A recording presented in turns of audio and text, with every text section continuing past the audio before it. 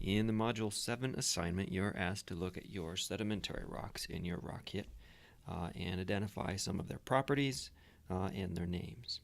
Much like in igneous rocks, the properties of the rocks themselves are interesting, but more important is what they tell us about how they formed, when they formed, and the environment in the location in which they formed. So I have a couple of great examples here to provide a little motivation.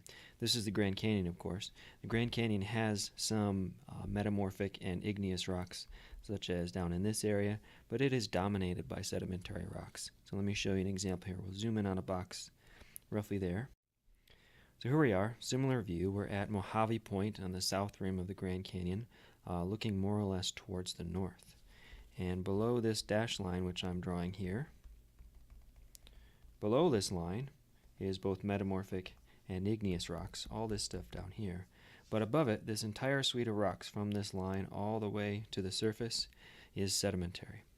And sedimentary rocks form in particular ways, and conveniently they record the environment in which they form. For example, limestone forms on the seafloor.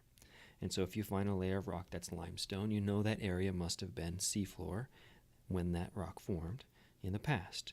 So just by way of example, here's a couple of prominent layers in the Grand Canyon. This one here, this bottom layer here, this is called the Tapeats sandstone. And it is a sandstone that formed at a beach. It records a beach environment. In other words, when this sandstone formed, this part of the world was a shoreline. It was relatively close to the sea, which was off to the west, and it was a shallow sea, and the sand which made up this sandstone was reworked and rounded and made smaller and smaller grains by the action of the waves at the shoreline. So that's the bottom layer of the sedimentary rocks that we see here. The top layer, this one up here, top layer of the Grand Canyon, both on the north rim and what we're standing on the south rim, is called the Kaibab limestone. And limestone, as I mentioned, forms on the seafloor. So what that means that at that time when that rock formed is that this area was covered by a shallow sea.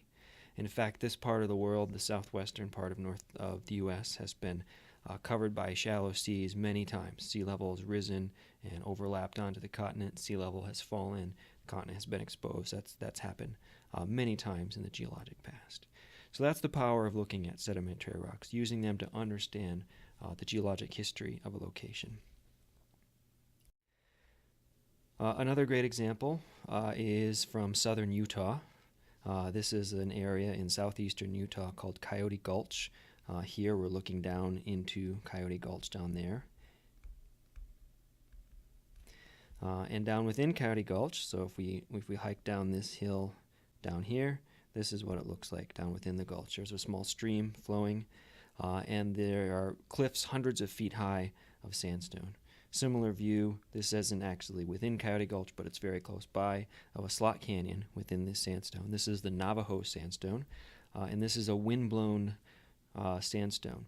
That is, this area, when this rock formed, was dominated by an enormous desert, a Sahara-like desert in North America at the time, and wind blew sand dunes, and those sand dunes eventually solidified to form this sandstone. So this rock tells us at that time the type of environment that was here. It was a vast desert when this rock formed. So let's get into some of the details of the assignment. Our main objective when looking at sedimentary rocks is to figure out how that rock formed. And so we care about the main property that we care about in sedimentary rocks is the type of rock. That is it made up of pieces of pre-existing rock, or was it formed through a chemical process? And so the two main types of rock we have, one is called clastic, and a clastic sedimentary rock, such as I'm showing here, shale, is made up of pre-existing pieces of rock where some rock was broken down somewhere else.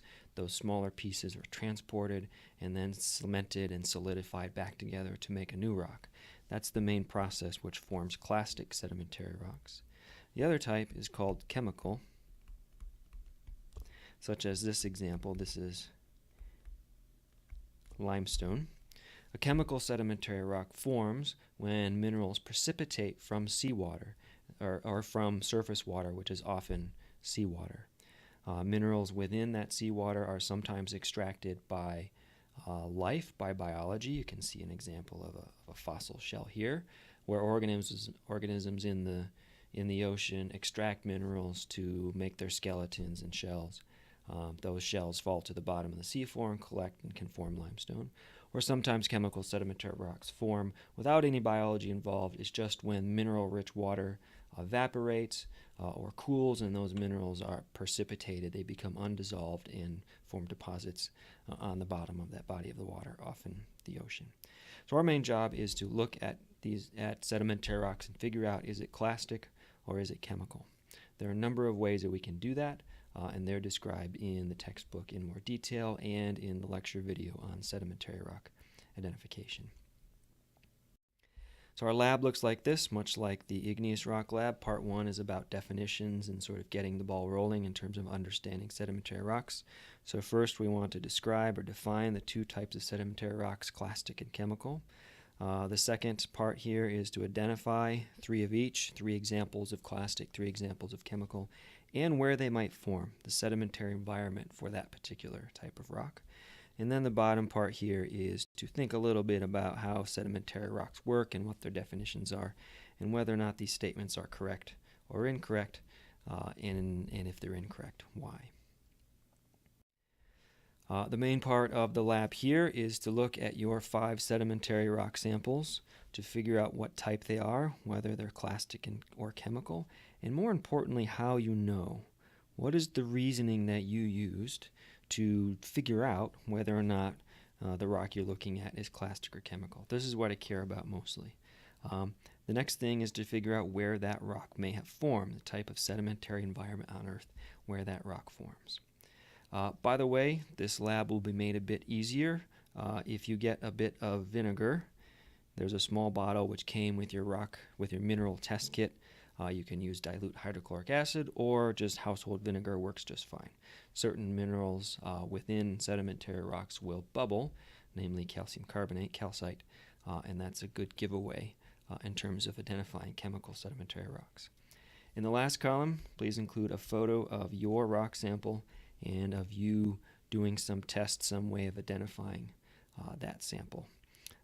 The main points for this lab come from this part, from the evidence, the reasoning, and how you figured out whether it was clastic or chemical, working out a couple of sedimentary environments, but I do need the photos in order to see your rock sample and verify what you've done. In part 3 of the lab, you're going to be looking at some real rocks outside, out in the field, we would say, and looking at their so-called sedimentary structures. A sedimentary structure is a feature of a rock that allows you to figure out how and where it formed. And so these are discussed in more detail. If you haven't already, you should look at section 6.4 of the textbook. It goes over a number of common sedimentary structures, and so you're going to be looking at 4, one here, and on the next page has 2 more sedimentary structures. Your goal is to identify what the structure is and the process, explain how that particular feature in that rock, how that structure forms. All right, that is the end of this assignment. So when you're done, please upload as a Word doc or PDF, just one file, please, to the Assignment 7 Dropbox. All right, good luck.